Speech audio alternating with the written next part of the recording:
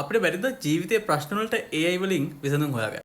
ජීවිතයේ ප්‍රශ්න කෙසේ වෙතත් මෙන්න මේ වගේ ප්‍රශ්නයක් ආවොත් එහෙම ඒකට උත්තර හොයාගන්න කොහොමද කියලා මම දැන් කියා දෙන්නම්. ගොඩක් වෙලාවට ඔයාලා කරන දෙයක් තමයි සිංහල හරි ඉංග්‍රීසි හරි ප්‍රශ්නයක් දාලා හරිද?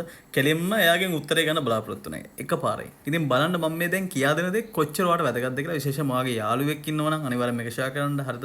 නංගි මල්ලි කෙනෙක් ඉන්නවා නම් මේක ෂෙයා කරන්න. මොකද මේ වීඩියෝ ගොඩක් වැදගත්. අපේ කට්ටිය කරන ගොඩක්ම ලොකුම මිස්ටේක් එකක් AI පාවිච්චි කරද්දී. මුලින්ම ලයික් එකක් කමෙන්ට් එකක් ෂෙයා එකක් ෆලෝ එකක් දාගෙන යන්න මතක කරන්න එපා. මම මේ ප්‍රශ්නේ කොහොම හරි මෙන්න මේ විදිහට රයිට් ක්ලික් කරලා කොපි කරගන්න. දැන් මේක මට ආපු ඉමේජ් එකක් නේ හරිද? ඉතින් දැන් ChatGPT අයියා ගාවට යනවා. ඔන්න බලන්න ChatGPT අයියා ගාවට ගිහිල්ලා මෙතන පේස්ට් කරනවා. පේස්ට් කරලා පස්සේ ඔන්න ඇටැච්මන්ට් එකක් විදිහට ඒක පේස්ට් වුණා. දැන් මම අහනවා මෙන්න මෙහෙම දෙයක්. Please අපි please කියන වචන බලන්න ගමු. Provide the answer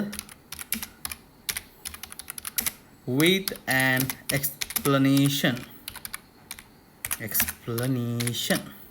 හරි. එතන මම කිව්වට පස්සේ මෙයා විදියට මේක ගන්නවා ගත්ත පස්සේ අපිට මෙතන රෙස්පොන්ස් එක ටයිප් කරලා දෙනවා but මෙයා පොඩි වැරද්දක් කරනවා. පොඩි නෙමෙයි ලොකු වැරද්දක්. ඔයත් ලොකු වැරද්දක් කරනවා. මොකක්ද ඒ කියලා දැන් කියන්න. ඊට කලින් මම ක්ලෝඩ් අයියා ගාවට යනවා. ක්ලෝඩ් අයියා ගාවට ගිහිල්ලා control V එක ගහලා හරිද?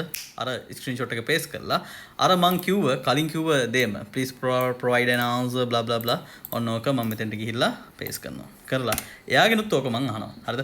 එයා තමයි දැන්ට මට සෙට් වෙච්ච සුපිරිම මොඩල් එක. හැබැයි මෙන්න මෙයා කියන්නේ මොකද්ද? Let me help you with writing the SQL query for part 3 of this question which asks about employee salaries about 25,000 based on the employee salary table shown. හරි.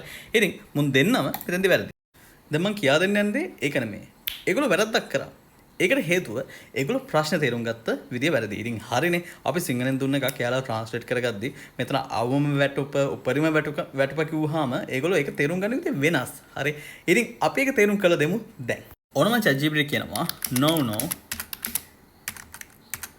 it asked the employees it asked to list the employees with maximum and පොඩක් අකුරු දාන් එනවා මොකද තනියෙන් type කරන්නේ maximum and minimum salary. හරි. ඉතින් මේක තමයි ඇත්ත ප්‍රශ්න. මම මේක කෝකලත් කොපි කරගන්නවා. ඔන්න මම එන්ටර් කරනවා. දැන් මං කිව්වේ මැක්ස් මට තේරෙන විදිහට maximum and minimum salary එක තමයි මෙතන තියෙන්නේ. මොකද උපරිම වැටුම් ලබන සේවකයා හා අවම වැටුම් ලබන සේවකයා සෙවීම සඳහා අවශ්‍ය SQL. හරි තුන්වෙනි ප්‍රශ්න බලන්න හොඳට SQL query එක ලියා දක්වන්න. ඉතින් බලන්න got it. The question requires an SQL query to retrieve the employees with the maximum and minimum salary. මොන දැන් හරි. එතකොට employees තමයි යා එතෙන්දී මේව කරලා ගන්න. ඒතකොට මට කියලා තියෙනවා here's how to approach it. Identify maximum and minimum salary. We need to find the highest and lowest salary in the employee salary table and retrieve employee detail. The query should show the details of employees who have these maximum and minimum salaries. ඉතින් SQL query එක මෙන්න මේ විදියට ගැම්මට ලියලා තියෙනවා. හරි. ඉතින් එතකොට මෙන්න මේක තමයි කතන්දරේ. එයා දුන්න. හැබැයි මම ඒකම දානවා ඔන්න ක්ලෝඩ්ට. හරි. තාම ඉවර නෑ පොඩක් ඉන්න. ක්ලෝඩ්ට දාලා එන්ටර් කරනවා. හරි. On we go to pass, I apologize for the misunderstanding. You are right. Let me help you write a SQL query to find the employees who have the maximum and minimum salary among those earnings above 25,000. 25,000 case එක තියෙන්නේ උඩ ඇත්තටම. හරිද? 25 වඩා වැඩියෙන් ලබන ප්‍රමාණය සේවකින් ප්‍රමාණය සෙවීම සඳහා SQL ලියා දක්වන්න. හරි. ඉතින් ඕනෝක තමයි එතන කතාව. මෙයා above 25,000 දානවා. Not about. එතකොට අපි කියන්න ඕනේ. Not just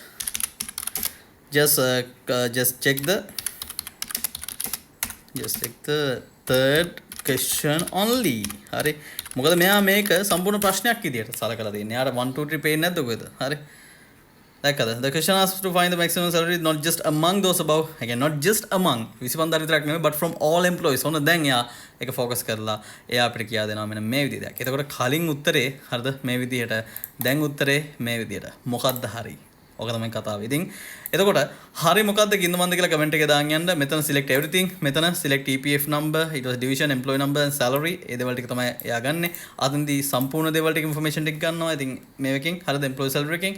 ඉතින් table එක අනුව මේ කියන කතාව හරිද වැරදිද? හරි. එතකොට employee salary එකේ max salary එක මෙතනදී දෙන්නම ලියලා තියෙනවා ගන්නට. හරි.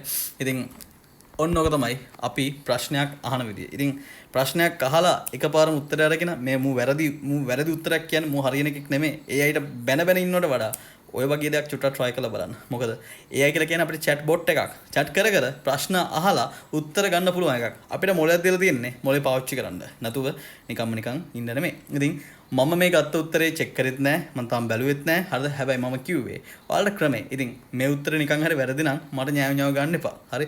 එකම දේ මේක වර්ධින්නේ කොහෙන්ද? මම මේක හරි ගස්සගන්නේ කොහොමද?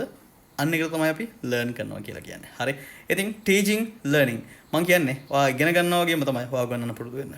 ඒක තමයි ඔයාට ඉගෙන ගන්න තියෙන හොඳම ක්‍රමය. good luck bye.